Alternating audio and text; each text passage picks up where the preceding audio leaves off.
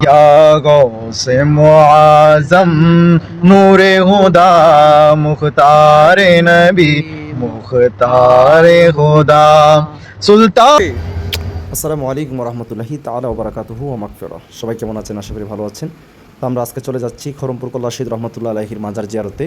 তো আমরা যখন নোয়াপাড়া আসলাম তখন হঠাৎ করে প্ল্যানটা হয়েছে যে আজকে আমরা গাড়ির ছাদে করে যাব।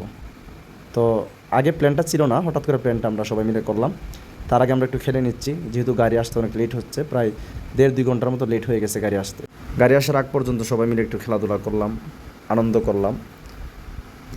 গাড়ির অপেক্ষা কি করব, এটা তো বাংলাদেশ ভাই, গাড়ির জন্য অপেক্ষা করতে হবে। এখন তো আর টাইম টু টাইম গাড়ি চলে না ভাই, বাংলাদেশে জন্মগ্রহণ করলে তো একটু কষ্ট করতেই হবে। অনেকক্ষণ খেলাধুলার পর হঠাৎ করে আমাদের গাড়ি চলে আসলো। তো আমরা সামনের দিকে দৌড়ে যেতেছি, কারণ আমরা সামনের দিকে আমাদের গাড়িতে উঠতে হবে, তাছাড়া সম্ভব না। তো সবাই প্ল্যান করতেছে কোন দিকে উঠবে। আমি বগি দিয়ে উঠে গেলাম আর তারা সবাই মিলে ইঞ্জিন দিয়ে ওঠার চেষ্টা করতেছে। যাই হোক, একের পর এক আমরা সবাই উঠে গেলাম। শেষ পর্যন্ত আমার ওঠার প্ল্যান হয়ে গেল, আমি উঠে গেলাম, তারপর তারা সবাই মিলে ইঞ্জিন দিয়ে উঠে গেল। তো একজন আরেকজনকে হেল্প করতেছি, এইভাবে সবাই আমরা উঠে গেছি।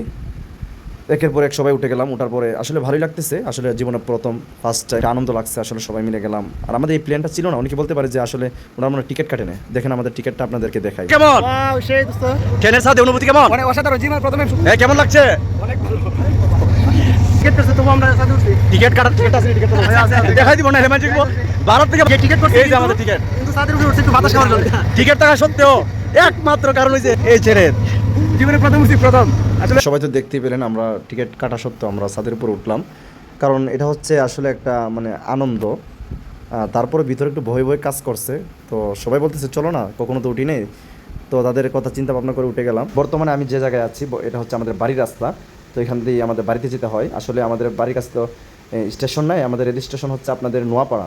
তো নোয়াপাড়া থেকে আমরা যদি খরমপুরের দিকে যাই তো আমাদের বাড়ির পাশে দিয়ে আমাদের যেতে হয়।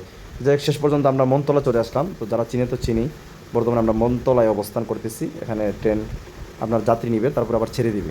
তো আজকে তো কল্লা শহীদ রহমতুল্লাহ আলাইহির মাজারের আখিরি মোনাজাত, তাই আমরা ওইখানে আখিরি মোনাজাতে অংশগ্রহণ করবো ইনশাআল্লাহ। মনতলা মনতলা আছি আমরা। কই আছি ভাই না? দূরে ক মনতলা কই আছি। আলহামদুলিল্লাহ, অবশেষে আমরা আজমপুর রেল স্টেশনে চলে আসছি। আমরা এখান থেকে নেমে যাব, একের পর এক সবাই নেমে যাবে।